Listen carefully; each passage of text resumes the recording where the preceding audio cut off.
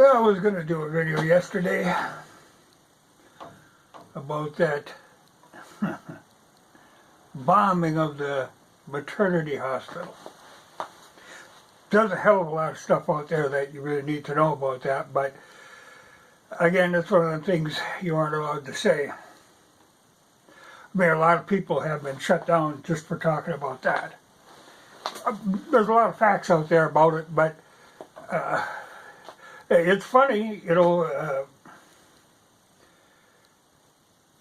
have never seen Zelensky's television show. He was a comedian, he had the show.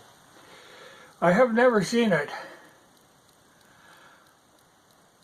But I would hope that his show had better producers and editors than what they're using in their propaganda, because there's big holes in it. If you pay attention, you'll notice there's a lot of problems there.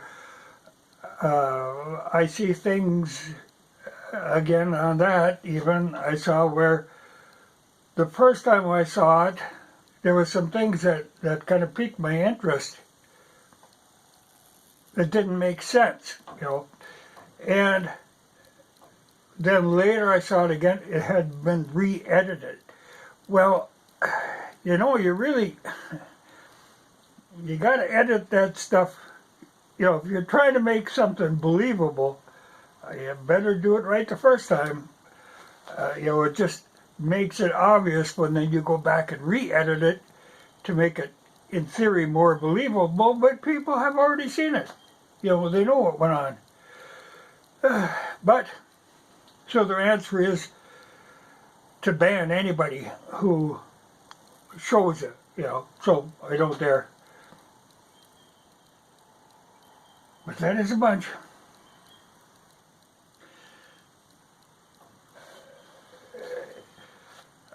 It's funny, like people keep saying, oh, how could this happen in this day and age and all this, and I tell you, it's a long ways from being done happening. Even when this thing in Ukraine comes to a conclusion, there's a whole other thing they got going. Okay, between Russia and Turkey, bordering on the Black Sea, is Georgia.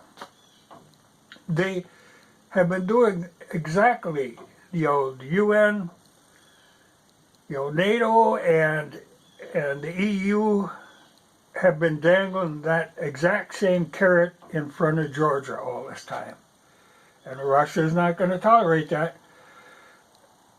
So that's next in line. No matter which way this goes, they're going to go right for it. And really, the whole idea here is, as much as they make a squawk about this, NATO, and they really don't give a rat's ass about Ukraine. Ukraine is just a hard place that Russia is supposed to dull their sword on. Then they're looking at, we'll get them in Georgia. And at the same time, there's a whole lot of stuff going on up in the Baltic that they're not talking about. That's another. So they're going to keep at it. Leading Zelensky on. He's doing his job.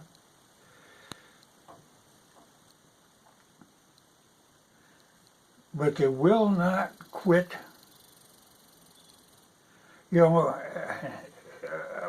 For some reason, they have it into their mind that they can wear Russia down. They can back Russia into a corner, and Russia will just say, oh, I give up. That isn't going to happen. You keep pushing this, you keep escalating it, doing all the stuff that you said you wouldn't do. NATO would never expand any further east. And all along Russia's border, they're expanding further east. I feel sorry for Turkey in this deal because now Turkey is on good terms with Russia and kind of on good terms with NATO. They're a NATO country, but they don't really trust us for good reason.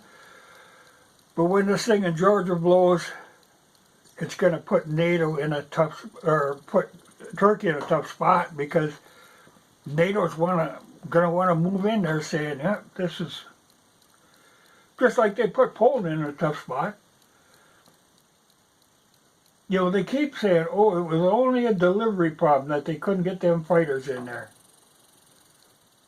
Poland really did not want to give up them fighter planes. They were just forced into this corner. I think it's really, I think it's going to be the end of NATO. I mean, they keep trying to expand. Evidently, they think the only thing they think can keep NATO going is keep expanding, keep bringing more people in. But I think it's going to be the demise of NATO, which I think is a good thing. I think that is. Because there's a lot of people that are very suspicious now of them. It's funny too, you know, like I say, all this stuff is on social media all the time now. You know, it's a weird way to run any kind of a conflict. But when you've got it in your back pocket, like we have, you know, when we've got them covered. In fact, they brought a bunch of those social media influencers into the White House, give them a little pep talk how they're supposed to really be pushing this, you know. So that'll go on and on.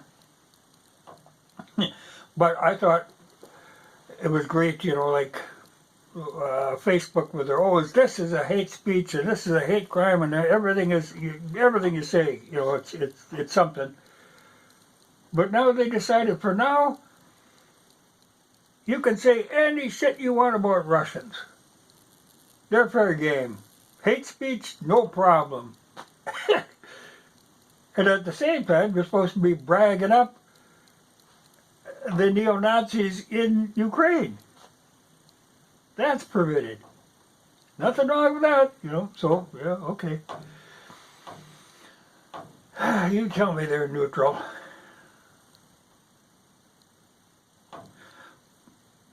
But really, you know, I don't, for some reason, we kind of think that we can wear Russia down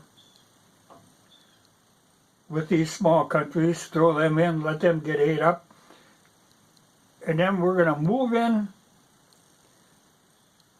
and this is all going to just settle down, and we'll have control, because the world is really in a tough spot now, because there's a lot of stuff that we could only get out of Russia, and now we're not supposed to get it anymore. You know, a lot of metals, uranium for one, you know, which they do need.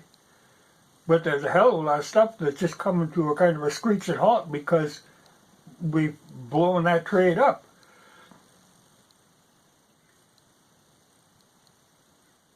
But we, you know, and I tell you, it isn't going to happen. Russia's not just going to say, oh, yeah, sorry about that. They will go nuclear. And I guess that's what we want, evidently, because you don't go pushing something like that. But we think there's some kind of a juggling act we can do to pull this off. I don't see it. But keep your eye on the Baltic. There's mischief going on up there. A lot of stuff being moved into position. It's funny because like in Ukraine, you think, oh, you know, the Russians, they've got them stopped. The Russians aren't even half trying. They know they can't, they don't want to commit everything to there because there's all this other stuff we're waiting to spring on them. And then the whole idea of encouraging people from other countries to go in there and get involved in this. Like, there's a lot of people coming from the U.S. going over there to fight. You know, it's like, oh boy, it's legalized murder. We can go in there and just raise all kinds of hell. Won't this be fun? You know, it's all these people. And I thought it was funny that the the State Department has said, okay, if U.S. citizens go in to Ukraine, we won't track them. You know, they track everybody here. Oh man, they're on you. But if you go over there, you'll be free of tracking. That's nice of them. Nice gesture. But there's a problem there, because you start bringing in mercenaries like that,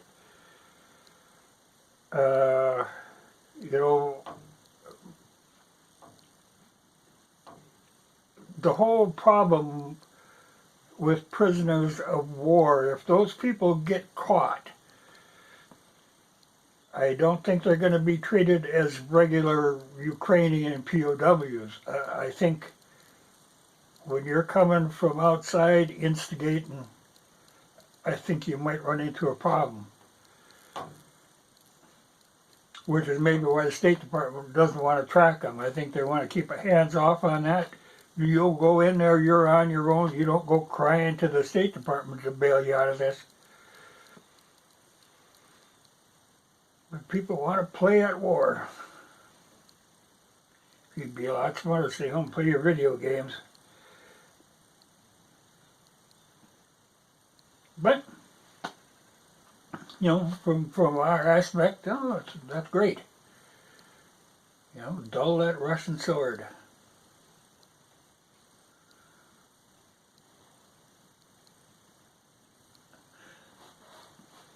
Well, I'm really tempted to talk about the hospital thing, because there are so many things in that are just absolutely really interesting, but I have seen way too many people got shut down for talking about that.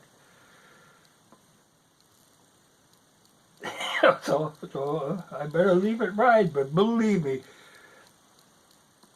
this was a genuine Zelensky production. This whole thing was, like I say, very reminiscent of Ed Wood. The whole, very badly done. But there's great flaws in that. But you're not supposed to notice. You're supposed to have this knee-jerk reaction and tug on your heartstrings, and yeah, there's terrible things going on there. But that wasn't one of them. That was just a show.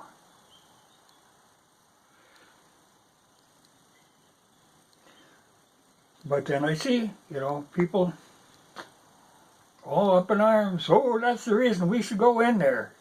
That propaganda really works. You know, even poorly made propaganda works if you want to believe it. And you've been programmed to believe that stuff, so you go for it, but you're going to get us all killed. Well, I think I'm relatively safe. Like I said, I'm kind of out in the middle of nowhere, but society is going back to the Stone Age. Ah, well. But before you commit yourself on this stuff, really look close on it, man. It isn't hard to find if you really look close. But when they shut down the opposing point of view completely, and all you're getting is one side of this story, and a distorted one at that, you know, you tend to jump to conclusions that are not accurate. and that are going to get a lot of people killed, including you if you're not careful.